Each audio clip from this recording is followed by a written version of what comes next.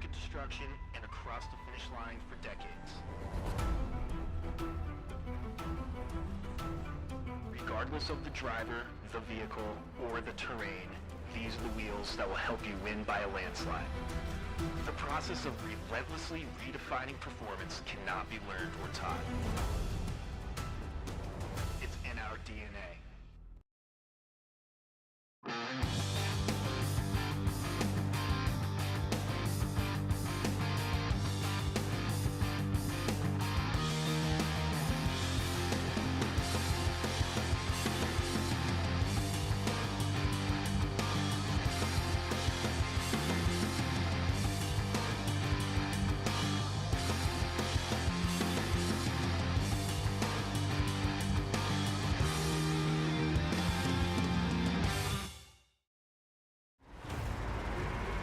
Over 25 years of off-road racing dominance. Proprietary patented race technology.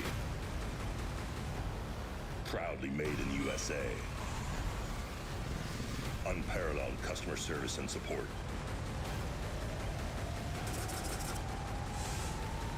The choice of champions. King Shocks. The leader in off-road shock technology.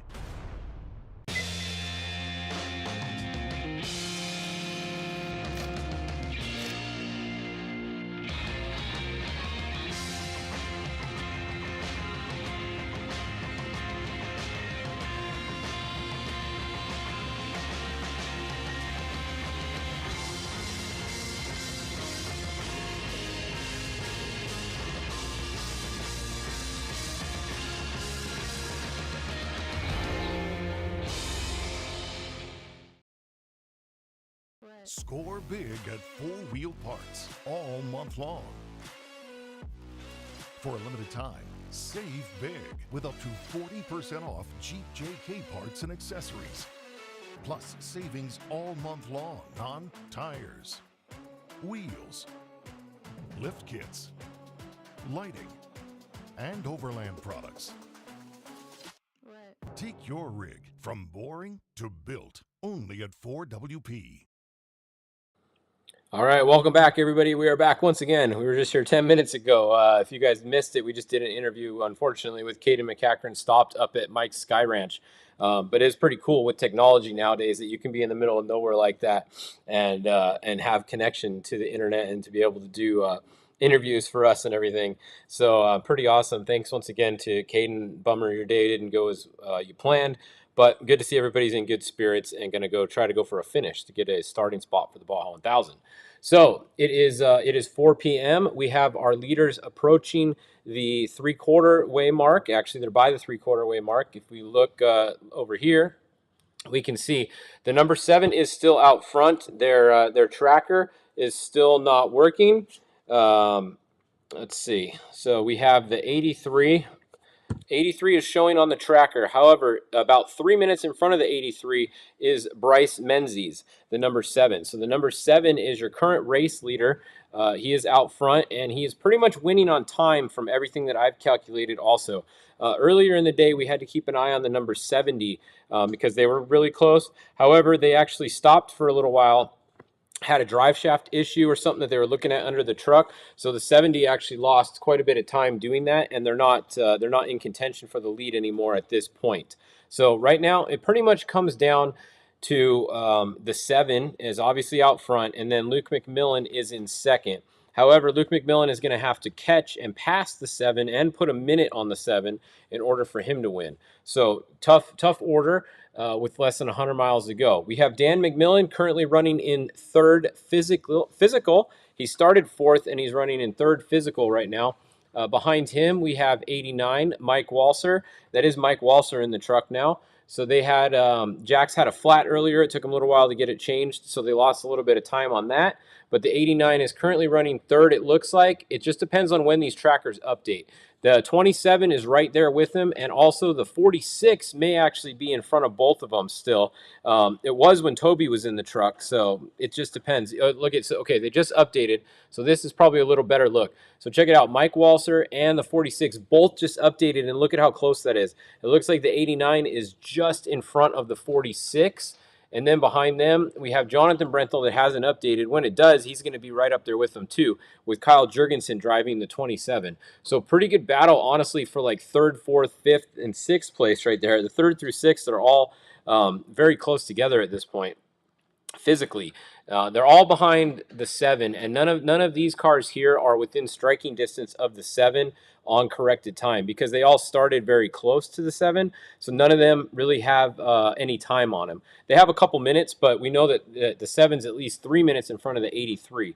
So none of these cars are really in contention for the win at this second. We do have about 80 miles or so to go. Anything can happen.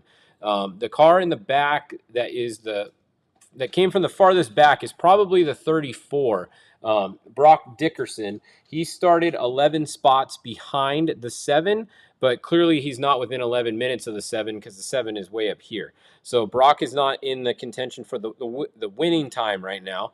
Obviously still has a very good run going. Alan Impudia, same type thing. He started back a little ways. Let me see, where did Alan Impudia start? He actually started... Alan Impudia started 2 spots behind Dickerson, so that would be 13 spots behind Bryce. So he's not within 13 minutes of Bryce right here either. So pretty much it's Bryce out front right now on time. Then Cameron Steele and Rob McCachran, both behind them, had a little bit of issues. I know Cameron had a brake line that went out earlier. They had to change a brake line on the number 16, so that cost them some time. I'm not sure what happened with Rob McCachran. He is a little bit farther back than where he started, I believe, so not sure there. The 41, Justin Lofton, is still right there with these guys. The Andy truck, yeah, Andy the 31 was kind of, we were going to keep an eye on him earlier. However, he's just had to deal with so much traffic today that Andy's really gotten slowed down by traffic. We haven't heard of any issues with his truck, but you can see where he is right here. He's not in contention on time. He's at mile 274, and then these other guys are over 30 miles, almost 40 miles ahead. So he would have to be within 28 minutes or something, I think. Yeah, 28 spots back. He's not within that right now from where he started. So yeah, Andy's not in contention for the top spot at this time. So just keeping you guys updated on the top guys there. Let's see. Falling back. Yeah. Who's leading? All right. He just made it past the 46. Yeah, every time these update, they get a little, it's a little squirrely before they update. So you can see they all just updated 1 minute ago. So that's probably pretty good right now. It's 89, 46, and 27. That is probably pretty accurate, I would say right now, as they all updated pretty close together. So let's see.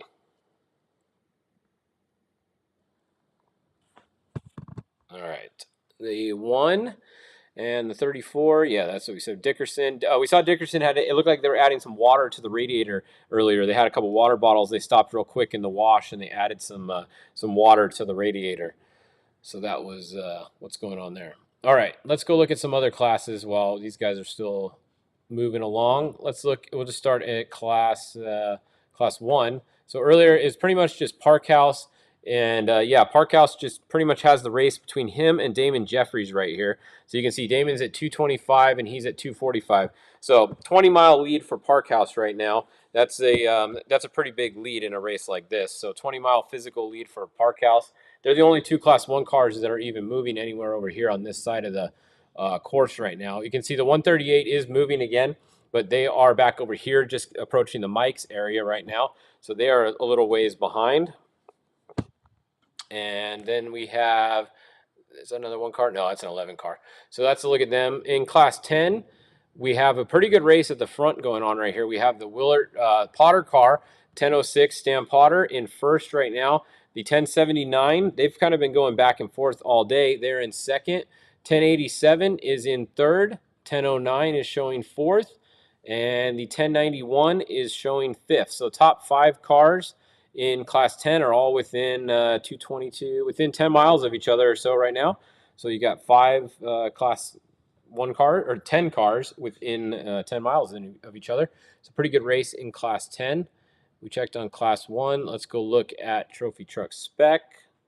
So next we have, I'm getting some updates for you guys too. I don't know if you guys just saw that helicopter video that I just posted earlier, but that guy's an idiot, whoever's flying that helicopter. Pretty crazy. You got to go look at it. He almost crashed into race cars and a bunch of people and everything. So yeah, we're getting some updates on that. That guy's going to be in trouble, that's for sure. Spec truck class. Let's go find the leaders up here. Okay, the 228 was leading last time. Yep, here we go. All right, so Ryan Hancock, 228, is in the lead, but right behind him now we have Christopher Polvardi. We do have Dustin Grabowski. He dropped back. The last update, he was right on the 228, so the 272 dropped back a little bit. I don't know if they pitted or maybe they had a flat tire. I didn't notice if they stopped. So 228, Ryan Hancock, Brock Heger. That is Ryan Hancock in the truck now. And then Christopher Polvardi right behind them. He's made up some time, so the 204 is on the move. Let me see, the 204, I believe, started second. He did, and Hancock started third. So if Hancock can stay in front of Polvardi, he'll beat him no matter what. Polvardi will have to get back in front of him and put 30 seconds on him in order to be ahead of him at the finish. This class started 30 seconds apart. So that's the top three. They kind of got a little gap, and then it comes back down to the 297, who I believe won the last race, if I'm not mistaken, right? I believe he won the Baja 500. Then we have the 264, Pierce Herbst. He started first off the line. They've just kind of fallen back a little bit today. Haven't really seen them stopped anywhere. They've just a little bit off the pace now from the very front. Mason Cullen, they are coming along. That's the F&L car with Mason in there. He was going to drive to mile, where is it? He's going to 215, and then Matt was going to get him. So they're at 251 now. So that should be Matt Cullen now in the truck driving the 207. And then we have the 238, the Coastal truck with Elijah in there, and the 233 back here, Justin Davis. So that's a look at your top 10 in the spec truck class. Let's go look at the UTV classes because we haven't checked on them in a little while. There's really only 3 in score, so it's a little easier. All right, the forced induction class, UTV forced induction. Here we go. Austin Weiland is now in front. So last time it was right here, Wes Miller showing in first. It looks like Austin Weiland, they both just updated recently, so that is a good update. Austin's actually going to be a little bit more in front because you can see that was 1 minute ago. So Austin Weiland in the lead, Wes Miller now in second. Rodrigo Ampudia, he has moved way up. So Rodrigo Ampudia was back in, what was he, like 6th or 7th, I think, the last time we checked on him a couple hours ago. So Rodrigo's on the move. He might actually be, I'd have to look at the list, he might actually be ahead on time because he started a little bit farther back. Then we have Mark Brunette in 4th. And then we have Matt Burrows next, 5th. Then we have Jesus Mendez, the 2976 next. Down to the 2987 and back to the 2919. So let's look there. Then we have the 2928 over here. So that is your UTV turbo forced induction class. If we go look at where's the other one? UTV open. There's only a few of these, 6. This is the newer class where you run 35s in the Pro R. Kristen Matlock still out front. She was out front last time we checked. Mike Caffro in second. In third, Craig Scanlon. So Craig moved up a spot or two. I think he was a little farther back earlier. We have Mike Pratt, and we have the 1822. So that's a look at your top 5 right there. A little bit of space between them. Let's see, are they still ahead of? Yes, they are. So Kristen is still ahead of the Pro Turbo class because Austin Weiland is right here, and she is right here. So she's ahead of them by about 5 miles or so, 5-mile lead over the Pro Turbos for Kristen Matlock right now. And then the other UTV class was the NA class. We have 3 entries in this class. Caden Wells was ahead earlier, and it looks like he is still ahead. So Caden Wells is first, and Joe Bolton is second. There's only 3 entries in this class, but at least 2 of them are close together. So if you're the first or the second car, you do have a race going on here. You can't slow down too much if you're Caden. And if you're Joe, there is something to someone to try to catch. So that's at least there is some good racing going on between those 2 guys. So there's your UTV updates for you guys. What else did you guys want to see? Spec truck, we covered them. How's the TT 16 and 14? They're going okay. The 14, I haven't seen the 14 in a little while. They're back a little ways. Here they are. Here's the 14. They're moving, so that's good. They had some problems with the steering earlier on the 14, and then the 16 had a brake line issue earlier, but they're right here, and Cameron is moving again there. So there you go. Let's look at the Class 11s, and then we will sign off. I got some more stuff to post, so I want to go post some more content for you guys in a second here, some more updates. All right, all 4 are almost moving. Alex Gonzalez is not moving. That is not good. They've been there for a little while.